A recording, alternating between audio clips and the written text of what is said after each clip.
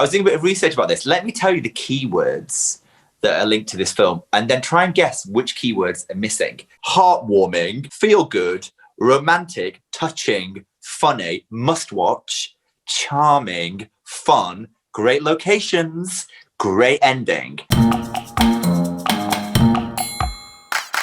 Hello, you. Welcome back. My name is Phil Marriott, and I should say Merry Christmas as well. This is Flick Flop, where three cinema lovers revisit a film from the past and decide if it's a must-see movie or a total dud. Sean Vickers, are you feeling festive? Yes. I'm not sure whether the holiday has helped or hindered, but let's see. Gail Porter, have you mailed a letter to Santa? I don't feel festive at all, do I? I started on the 1st of December because this year's been so horrible. I was like, I'm getting a tree, don't care, getting everything, spoke to Santa in my own mind at bedtime. Oh no, that sounded really bad. But said my own. No, I've done the same. It's all right. That's the best place to speak to Santa, huh? Can we take this moment to congratulate you, Gail, on your BAFTA Scotland win? Woo! Thank you so much. It was so unexpected. I didn't expect it at all. And it was just the weirdest thing because obviously, we can't go to ceremonies, we can't do anything. I've never won anything, ever. And then suddenly the biggest thing ever comes up, and I actually went to a place that you and we all know, to watch it online, and I couldn't kind of get everything right, and I ended up going for a pee and missing the whole digital ceremony, and my mate was like, "You've just won a BAFTA," and I was like, "I was just doing a pee in a bar in Soho." What will happen is hopefully we'll see each other if we're allowed to leave our houses or whatever is happening, and then you can see the BAFTA. Gail, if you just did this with your hand, Phil could just superimpose one on. Yeah. Brilliant documentary. Deserves it. Applause. Yeah, absolutely. Think, now that I've got a BAFTA, could we rewrite this film that we're going to talk about now, all between the three of us? No, there are three things that I recognise from watching this film is that John Krasinski looks better with a beard, Cameron Diaz has been in some really awful movies, and this film is not a comedy. I thought you were going to say 3 words, Phil. The end, please. Oh, God. Do you know what? It upsets me even to think about it. So, there's an English woman, Iris, who's played by Kate Winslet. There is an American woman, Amanda, who's played by Cameron Diaz. This is the bit that upsets me. The men in their lives are destroying their lives. So they're playing these victims of, oh my gosh, everything's terrible because of the men in our lives. And then suddenly they go online and meet each other because they decide, why don't we just swap houses with somebody we don't know? And then they're going, oh, what are you doing tomorrow? Oh yeah, I'll come from... So Cameron Diaz, Amanda lives in LA. Iris lives in where is she? Sussex. Sorry, whatever. Anyway, Cameron Diaz has got this amazing big house in LA, living this sort of LA dream. And so they decide, when they've never met each other, they've not had any police checks, and then they get on the flights and swap houses and then move into the different lifestyles of each other, and then love happens because that's what happens. There's no ID checks. They're just, how quickly can you come tomorrow? And then the next day they're on the plane and they're going to some stranger's house in the middle of nowhere. You two are like an episode of Line of Duty. I was giving a shit about the due diligence. I didn't give a crap if she did like a copy of her utility bill. I was like, I'm more concerned with this shit storyline. So Cameron Diaz's life was writing trailers for movies. Kate Winslet, Iris, is like, what does she do again? She writes the wedding column for the Telegraph. Yeah. And it had to be the Telegraph, didn't it? I mean, that was the icing on the cake for me. It's like, this is brilliant. It's so Tory. Kate Winslet's boyfriend, played by Rufus Sewell. But he was like writing stuff and wanting her to edit parts of his book and then keeping her as part of his life when he was getting engaged to somebody else, but he didn't tell her. And then, oh, woe is all the women. And, oh, God. There's one scene that I just thought I was eye-rolling. It's when Cameron Diaz is in the cottage in Surrey. She's in this really isolated cottage and it's late at night, and in walks Jude Law, where he knocks on the door and says he's a bit drunk, can I come in? And she just lets him in. And I mean, it just had like serial killer vibes all about it. I was like, this is where the film gets really interesting. So Jude Law's the serial killer. And then I was like, that'll be interesting. But no. So Cameron Diaz, Amanda, gets a car, a taxi to this cottage, And then the taxi driver says, oh, I cannot drive all the way down there because, we can't turn around and da-da-da. So she goes running down with her suitcase in her high heels. She's got a Mini. She seems to hire, and she's going backwards and up, backwards and forwards to the cottage. None of it makes any sense whatsoever. Well, you said serial killer because I thought that had to be the creepiest scene of the movie because... So weird. Oh, do you mind if I just stay here? She's like, yeah, I don't mind if you stay here. Cameron, babe, no. Have you never have you ever read the newspaper? It's not just that, but she says, oh, let me practice that kiss again because I'm not used to this. And then she closes her eyes and he's kissing her eyes. And I'm like, it was toe curling. She needed a dose of your due diligence. She should have been like, can I see your gas bill? She lives in Surrey. Like, she doesn't live in the North Pole. Like, why can't the car go down a lane? I was doing a bit of research about this. Let me tell you the keywords that are linked to this film and then try and guess which keywords are missing. Heartwarming, feel good, romantic, touching, funny, must watch, charming, fun, great locations, great ending. And do you know what it's missing? Excruciatingly long. 2.25 hours. Who needed this film to be that long? I will admit this. I've seen it before. When I watched it recently, I fell asleep in the middle, woke up, and it was still on. I did. It's the first time I've seen it. I fell asleep and I heard Imogen Heap in my ear because she's one of my favourite artists, and I heard her singing and it was delightful. And I woke up and it's like I was having a bad dream in a way, but the other way around. Because when I woke up, I was in a living nightmare. I went to see when it first came out because I was reviewing films and I actually had to review it. Well, this is juicy. Come on, Gail, give it to us. So I interviewed Cameron Diaz, Kate Winslet. Jude Law didn't turn up because he had a cold. That tells you everything you need to know, doesn't it? He's too embarrassed. Jude Law was like, I can't watch that again. I can't put myself through 2.25 hours, even though I'm in it. If you do a junket, you're given 3 minutes to interview everybody, and you've got to go in and go, so, Cameron, how did you find Surrey?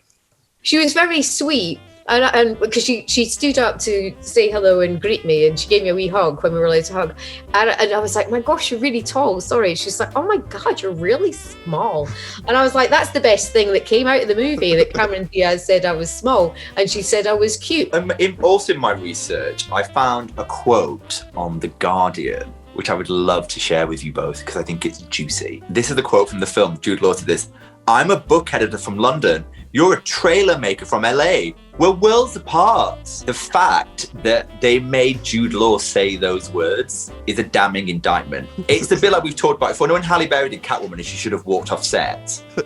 Him saying those words, he should have been like, no, Hans, this is dog shit. You know those films that come on Channel 5 from about 1 o'clock in the afternoon?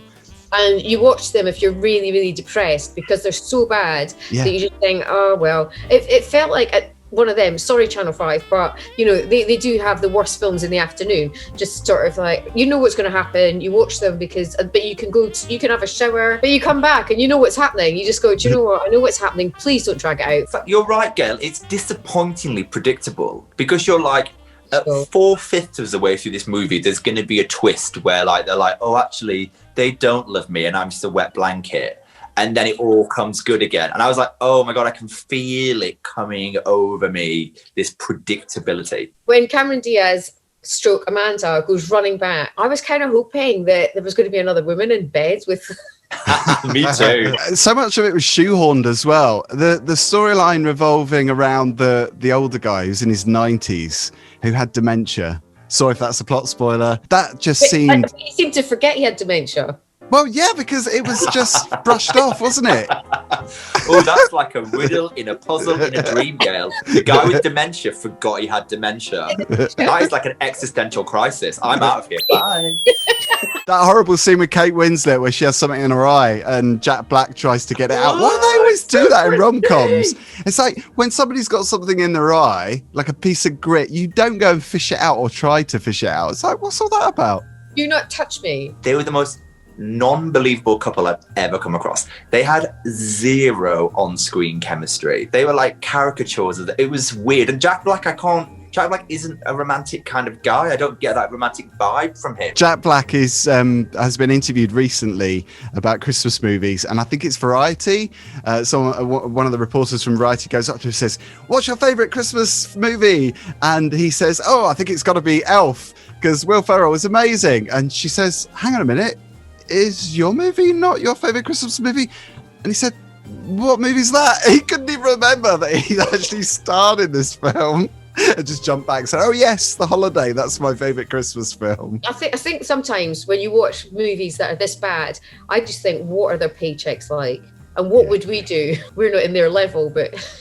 Gail, I'm telling you, if they give me that paycheck, I would be running down that country lane in a pair of heels with a suitcase, quite frankly. If the film was centred on Kate Winslet's character and the older man alone, would you have been more interested? No. Oh. No. See, I think I would have been more interested. If you took that storyline out, it might not have been 2.25 hours. They obviously knew that they wanted it to be extremely long, and they just think, well, what else can we do? Because everyone knows what's going to happen anyway. Let's just drag it out, and let's bring in this elderly gentleman that's got Alzheimer's. Then he forgets he's got Alzheimer's, and he can't walk, and then suddenly he can walk. I wouldn't have minded so much if the movie had a bit of a payoff, but the ending, it was kind of like fading out like a wet fart. It was so bizarre. It was one of the most surreal endings that just finished. And they were almost like saying rhubarb, rhubarb over the clanking of glasses in that final shot in the living room. And you could hear this music and it was so weird. The start is 10 minutes. The film is 2 hours and 13 minutes. And the end is 1 minute. It's the weirdest shaped film ever. I'm sort of like, why am I in this? What's happened? Why? I can't work out what's happening. Rhubarb, rhubarb. Is this the end? Oh, this is the end. Cameron Diaz meets Jude Law's kids, and then suddenly they're in a teepee looking at stars, talking about the dead mum and all cuddled up. And you're a bit like, what? Here's another weird thing, right? It grossed over $205 million against the budget of $85 million. But obviously people love this movie. I've seen various people on Facebook, they were friends of mine, before they revealed this, saying that it's one of their favourite Christmas films. What is all that about? Do you know what, Phil? I did a bit of a straw poll today with people that I knew, and people were like, "Oh yeah, I really like that movie. You know, it's just really like feel good." And I was like, "Oh God, have you watched it recently? Like, what's feel good about it?" I felt like it was a chore. I don't know, but I think people do love it. I mean, I have to say, me and my husband are watching like one Christmas film a day, and like maybe tonight we'll watch like Love Actually or something. Oh. They're all variations of a theme, right? Exactly. And Bridget Jones, it's all much of a muchness, isn't it? There was one redeeming feature, I thought, which the music, was Imogen Heap. Two then. Imogen Heap was one. The other one was, it does have it's slightly underpinned by self-care. So Iris and Amanda have both done something as a form of self-care, which I was like, okay, that's good in a way, I guess. So there's a little positive there, I think. Can we just bring up one thing? Dustin Hoffman? Oh yeah, the cameo. What the was that all about? What? I didn't understand that. I didn't get it at all. He was in like Blockbusters or something. Yeah. Yeah. They were like, picking a DVD or a video or whatever it was. And they turn around and Dustin Hoffman's like that. You're like, sorry, what's happening? I think that's where all the budget went. I thought all that budget for that like 10 seconds of Dustin. That scene. 10 seconds, it was about 3 seconds of him going.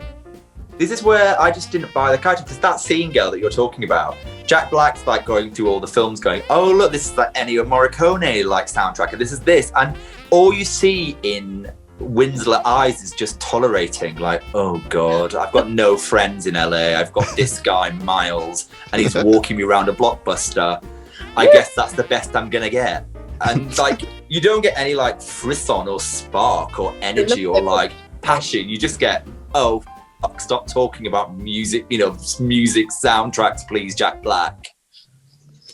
Rant over. I love how this is going to upset so many people. So many friends of yours, Sean, that have said they've said it's their favourite movie. They already know that I think it's a pilot, like a steaming turd. So we're voting as a flick. Oh yeah, it's a complete flick for me, hard flick. No, it's a flop from me. It's a total flop from me. Never again. I don't want to go through that again. I'm never watching it again. I only did it because I love you. I feel like we've really put Gail through some right old shit these last few weeks. I think we should let Gail choose the next movie in the new year, because we've still got Street Fighter, which we have promised. Oh my god! I did actually watch the trailer for Street Fighter yesterday, and I was like, "Oh yeah, this is definitely something for January." We don't do a good movie just once.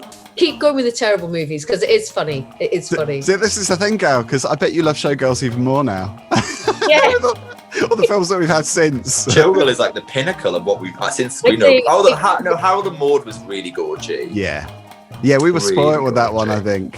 I took it to another level there. But that was next level. That's very true. Can I just say that on Christmas Day, we always watch an alternative Christmas movie. So Black Christmas. We watched Misery, which is a great film to watch on Christmas Day. Like, it's got snow, it's kind of Christmassy, and it's awful. Like in the situation, but the film is amazing. Yeah, That's it's like the ultimate Christmas film. It's that pent-up stress that people have at Christmas, isn't it? People do want to kill someone. Want to get hobbled. I'm watching The Shining this year. Oh, I love that as well. That's my Christmas movie. Phil knows that me and horror, no. Yeah, see, Black Christmas for me, always, every year. Merry Christmas, guys. It's so good to see you again. And thank you, everyone, for watching. Thank you, everyone. Have a great one.